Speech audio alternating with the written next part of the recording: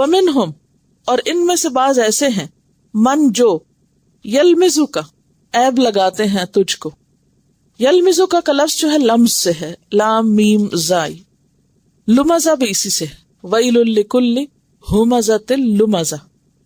تو لمز کہتے ہیں ابرو یعنی آئی برو اور آنکھ سے بطور طنز اشارہ کرنے کو، یعنی کسی کا مذاق اڑانا اشاروں میں، عیب چینی کرنا، کسی کے عیب نکالنا، اور وہ عیب جو انسان سامنے نکال رہا ہو کسی کے.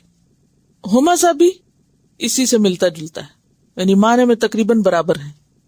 تو ان میں سے بعض ایسے ہیں جو آپ پر عیب لگاتے ہیں فی الصدقات، صدقات کے معاملے میں، یعنی آپ کو صدقات کی تقسیم کے معاملے میں الزام دے رہے ہیں. فَإِنْ أُعْطُوا مِنْهَا، پھر اگر وہ دیے جائیں اس میں سے یا ان میں سے. کن میں سے؟ ہا کی ضمیر صدقات، یعنی ان صدقات میں سے دیے جائیں، ردو راضی ہو جاتے ہیں، مطمئن ہو جاتے ہیں، پھر خوش ہو جاتے ہیں. وَإِن لَّمْ يُعْطَوْا مِنْهَا، اور اگر وہ نہ دیے جائیں اس میں سے، اذا ہم یسخطون، تب وہ ناراض ہونے لگتے ہیں. سخط سین خے طوے، غضب اور سخط سب غصے کے لیے استعمال ہوتا ہے.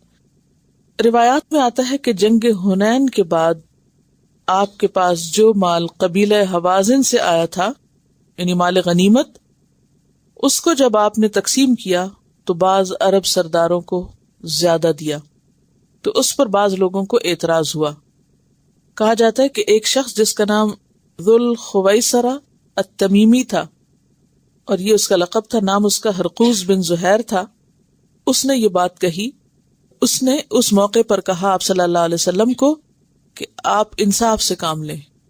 تو آپ صلی اللہ علیہ وسلم کو بہت افسوس ہوا اور فرمایا کہ اگر میں انصاف نہ کروں تو پھر اور کون انصاف کرے گا. تو بنیادی طور پر یہاں منافقین کی ایک اور صفت بتائی جا رہی ہے، اور جیسے کہ آپ جانتے ہیں کہ یہ سورت منافقین کے حال اور ان کی نفسیات اور ان کی اندر کو کھولنے والی ہے. تو اسی ضمن میں یہاں ایک اور بات کہی جا رہی ہے کہ ان میں سے بعض ایسے ہیں جو آپ کو صدقات کے معاملے میں الزام دیتے ہیں. اور عام طور پر الزام تراشی کا مقصد کیا ہوتا ہے؟ کسی کو بھی الزام لگانے کا، ڈیگریڈ کرنے کے لیے. اور اس میں پھر کیا ہوتا ہے کہ وہ شخص ڈر جاتا ہے، یعنی بلیک میلنگ بھی ہوتی ہے اس میں. اور ان کو یہ تھا کہ جب ہم الزام لگائیں گے آپ پر تو پھر آپ ہمیں بھی دیں گے ڈر کے. یہ کام نکلوانے کا ایک طریقہ ہوتا ہے بعض لوگوں کا کہ وہ الزام تراشی کے ذریعے اپنا مقصد پورا کرتے ہیں. اس کی تفصیل جو ہے وہ کچھ روایات میں آتی ہے، مثلا صحیح مسلم اور صحیح بخاری میں بھی کتاب الزکوٰۃ میں حضرت ابو سعید خدری فرماتے ہیں کہ حضرت علی رضی اللہ تعالی عنہ نے رنگے ہوئے چمڑے میں کچھ سونا، یعنی چمڑے کے بیگ ہوں گے، اس میں کچھ سونا جس سے مٹی علیحدہ نہیں کی گئی تھی، یعنی را مٹیریل تھا، یمن سے رسول اللہ صلی اللہ علیہ وسلم کی خدمت میں بھیجا. آپ نے اسے 4 آدمیوں، عیینہ بن بدر، اقرا بن حابس، زید الخیل اور علقمہ یا عامر بن طفیل کے درمیان تقسیم کیا. آپ کے اصحاب میں سے کسی نے کہا اس مال کے تو ہم لوگ ان سے زیادہ حقدار تھے. آپ کو جب یہ بات معلوم ہوئی تو آپ نے فرمایا کیا تم لوگوں کو مجھ پر اطمینان نہیں؟ حالانکہ میں آسمان والے کا امین ہوں، میرے پاس صبح و شام آسمان کی خبریں آتی ہیں. ایک آدمی جس کی آنکھیں دھسی ہوئی، رخساروں کی ہڈیاں ابری ہوئی، پیشانی باہر نکلی ہوئی، داڑھی گھنی اور سر منڈا ہوا تھا، اپنا تہمد پڈلیوں سے اٹھاتے ہوئے کھڑا ہو گیا اور کہنے لگا اللہ کے رسول، اللہ سے ڈریے. آپ نے فرمایا تیرے لیے بربادی ہو، کیا میں روئے زمین پر اللہ سے سب سے زیادہ ڈرنے کا مستحق نہیں ہوں؟ وہ آدمی چلا گیا تو خالد بن ولید نے عرض کیا یا رسول اللہ میں اس کی گردن نہ اڑا دوں؟ آپ نے فرمایا نہیں، شاید وہ نماز پڑھتا ہو.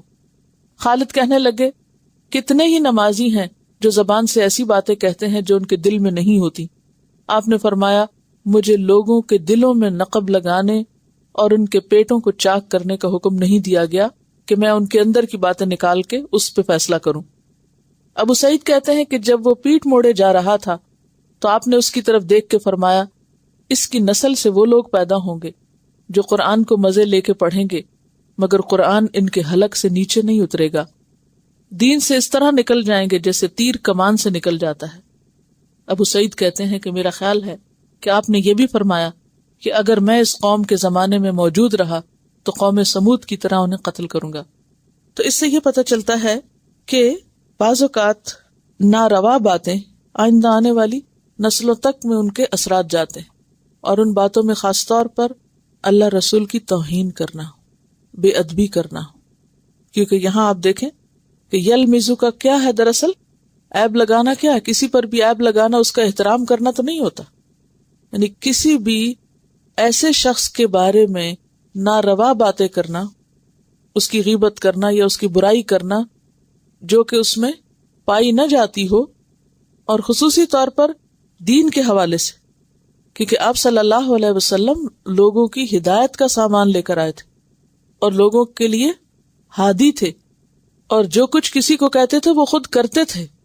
اس کے باوجود منافقین نے آپ کو نہیں چھوڑا، اس کے باوجود آپ کو ایسی باتیں سننا پڑی. تو یہ لوگ چونکہ نبی صلی اللہ علیہ وسلم کو دکھ دینے والے تھے، لہٰذا ان کے بارے میں آپ نے پہلے ہی پیشن گوئی کی کہ آئندہ ان کے ساتھ کیا ہونے والا ہے. اور آپ صلی اللہ علیہ وسلم کچھ لوگوں کو دے رہے تھے اور کچھ کو نہیں دے رہے تھے، اس کے پیچھے کچھ حکمت تھی، کچھ وجہ تھی. عمر بن تغلب کہتے ہیں کہ ایک دفعہ آپ نے خطبے میں اللہ کی حمد و ثنا بیان کی، پھر فرمایا کہ میں بعض لوگوں کو مال دیتا ہوں اور بعض کو نہیں دیتا. جنہیں میں دیتا ہوں وہ اس لیے نہیں دیتا کہ مجھے زیادہ محبوب ہیں، بلکہ اس لیے کہ میں ان میں بے چینی اور بوکھلا پن پاتا ہوں، یعنی کہ وہ حریص ہے مال کے. اور جنہیں نہیں دیتا ان کی سیر چشمی اور بھلائی پہ بھروسہ کرتا ہوں، یعنی جنہیں میں نہیں دیتا مجھے پتا ہوتا ہے کہ ان کو مال کی طمع نہیں، جو اللہ نے انہیں دے رکھی ہے. ایسے ہی لوگوں میں سے ایک عمر بن تغلب ہے. آپ کے منہ سے یہ بات سن کر مجھے اتنی خوشی ہوئی کہ اگر مجھے سرخ اونٹ مل جاتے تو بھی اتنی خوشی نہ ہوتی.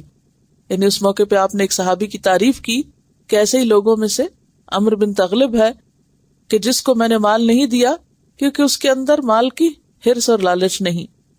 اور عام روزمرہ زندگی میں آپ دیکھیں کہ ایسے لوگ انسان کے لیے باعث وبال ہوتے ہیں کہ جن سے صرف اس وقت کچھ خوشی یا خیر ملے جب انسان ان کو کچھ دے. عام حالات میں وہ صرف ناراض ہی رہیں یا صرف شکایتیں ہی کرتے رہیں. تو یہاں یہ صفت منافقین کی صفت ہے، یا ایسا کرنا منافقین سے مشابہت ہے. کیا کہ کسی سے کچھ ملے تو اس سے انسان اچھا رہے، خوش رہے، اور نہ ملے تو شکایتیں کرتا رہے.